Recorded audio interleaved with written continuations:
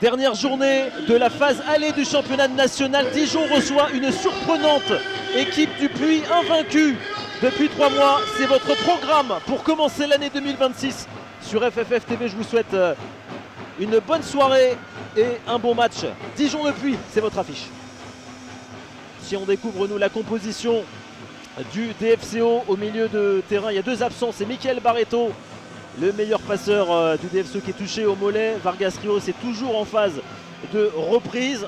Retour dans ce groupe de Diallo et d'Hamada qui n'étaient pas dans le groupe pour aller à Châteauroux pour terminer l'année 2025. Barca Dominguez en attaque avec sur le banc le meilleur buteur de l'histoire du club, Julio Tavares, qui n'a pas encore marqué. La composition du Puy, il faudra surveiller Emeric Goumeau et Moussa Fati dans les couloirs car ils sont très rapides ces 2 hommes. 7 buts pour le duo d'attaquants du soir, Rodriguez et Nsingui. La plupart de ces joueurs qui ont dépensé beaucoup d'énergie il y a une semaine en Coupe de France sur une pelouse compliquée. C'est la reprise du National en 2026 avec ce match Dijon-Le Puy pour vous en direct et en exclusivité sur FFF TV. Ça promet une belle opposition. Paul Bellon qui a décalé le capitaine Jordan Marié. Chercher Yanis Barca.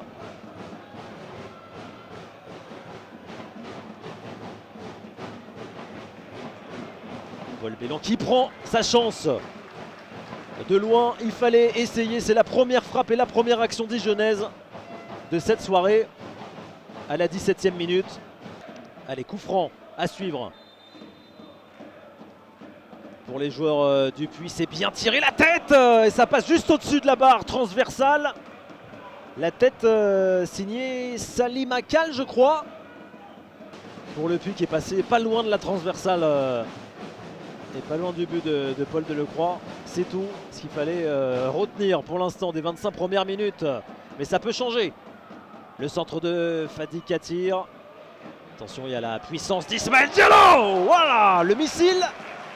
On a suivi la trajectoire du ballon et c'est passé à côté du but de Mathis Carvalho. Attention, la sortie de Paul Delecroix au devant de Clément Rodriguez. Ils en sont sortis l'espace de quelques secondes.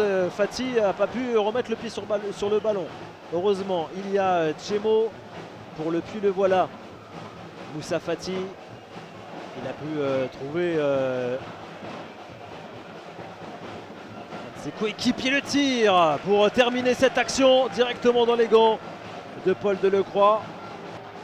Toujours avec Quentin Bernard à ses côtés, mais Jordan Marié, il va y aller tout seul. Ah non, c'est Quentin Bernard. Tiens, on a changé de combinaison. Le centre de Quentin Bernard, c'est renvoyé de la tête par les joueurs du Puy qui tiennent dans cette fin de première période. Ah, le geste acrobatique, il était bien essayé de Julien Dominguez. Il célèbre habituellement ses buts par un saut périlleux. Il a tenté le retourner juste avant la pause.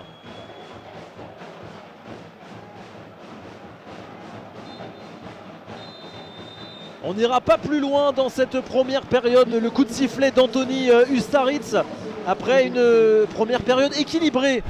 Deuxième période qui commence comme la première, c'est-à-dire qu'il y a un bon rythme des deux côtés.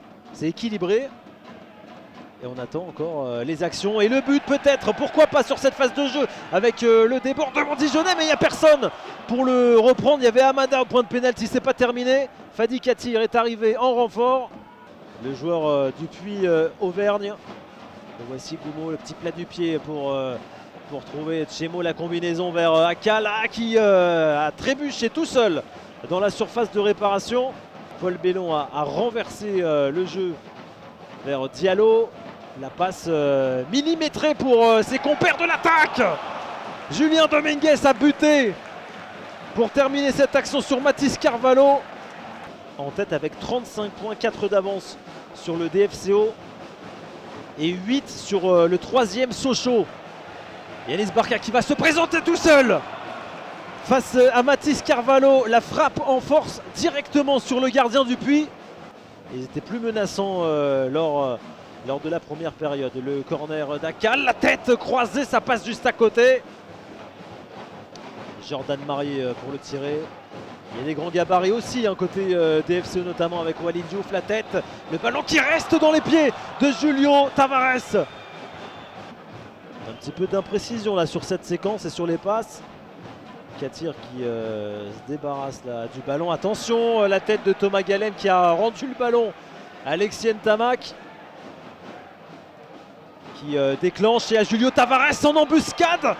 Et la sortie de Mathis Carvalho qui a évidemment fait faute.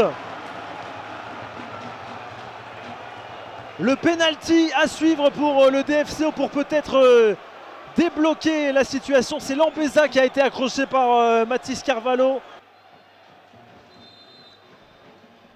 Julio Tavares qui a l'occasion de transformer ce penalty, son 81e but sous les couleurs du DFCO. Julio Tavares qui marque sur penalty et qui donne l'avantage à son équipe ce soir face à de surprenants poneaux pour cette 17e journée du championnat national. Julio Tavares enfin buteur, ça fait 1-0 pour Dijon. J'ai trouvé Boulekcha Zogba qui a réussi encore à rentrer dans la surface de réparation comme Salim Akal il y a quelques instants.